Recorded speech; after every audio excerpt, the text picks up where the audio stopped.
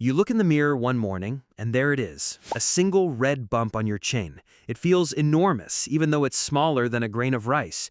You reach for a cleanser, maybe a spot treatment with a name you can barely pronounce, and within a few days, it's gone. It feels like a distinctly modern problem, solved by distinctly modern science. But here's the strange part. Somebody, thousands of years ago, woke up with that same bump.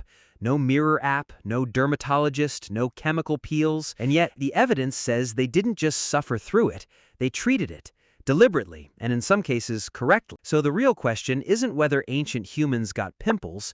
Biology hasn't changed that much. The real question is what they thought was happening to their skin, what they actually did about it, and whether any of it worked. Now, let us actually think about what that means. To answer that, we have to go back nearly 3,500 years to Egypt and to one of the oldest medical documents that survives anywhere in the world. It's called the Ebers Papyrus, an 18-meter scroll packed with hundreds of remedies for everything from digestive trouble to wounds to, remarkably, skin eruptions. Inside it is a word, akut. Translated, it means something close to boil, pustule, or inflamed swelling. It's very likely the ancestor of the very concept we now call acne. And the Egyptians didn't just name it, they had a treatment plan.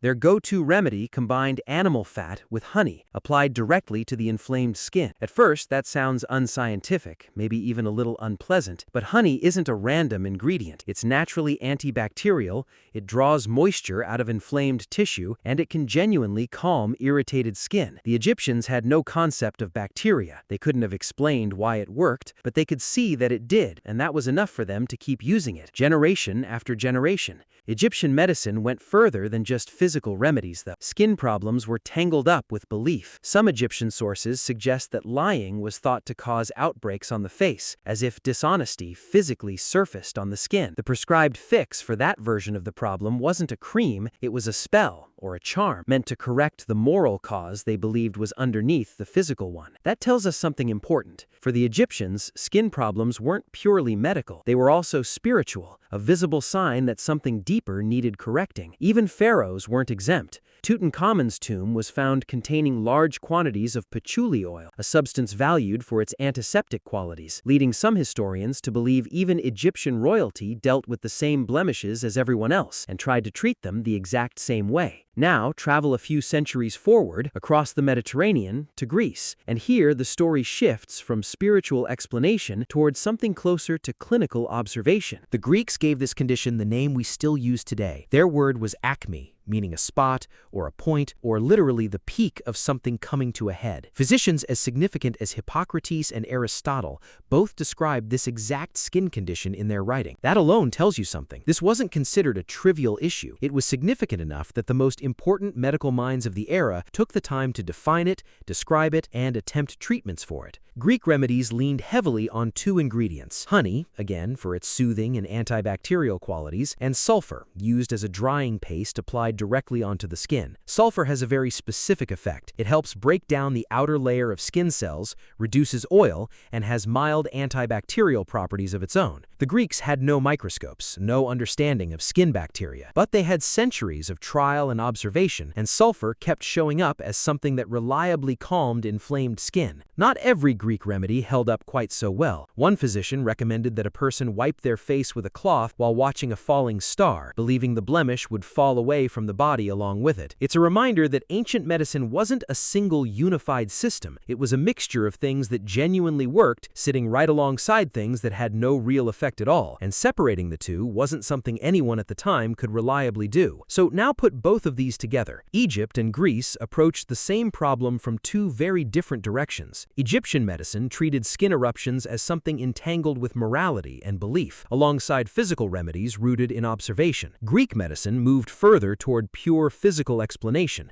describing the condition clinically and testing ingredients based on results, even while superstition still lingered around the edges. What connects them isn't the explanation, it's the instinct. Two separate civilizations, without direct contact shaping this particular tradition, both landed on honey and both landed on drying, mildly antibacterial substances, because those were the things that visibly worked on human skin. That pattern continues once we reach Rome, where medicine becomes noticeably more systematic. The The Roman scholar Cornelius Celsus wrote an extensive medical encyclopedia called De Medicina, and inside it he specifically addressed these skin eruptions. He wasn't especially enthusiastic about the condition, at one point calling the effort to treat it almost a waste of time, but he still provided a specific recipe: resin combined with alum combined with honey applied directly to the affected skin. Alum is a naturally occurring mineral compound, and it has a genuinely tightening, drying effect on skin tissue. Roman physicians also used sulfur-infused mineral baths, following the same logic the Greeks had already discovered, that heat opens the skin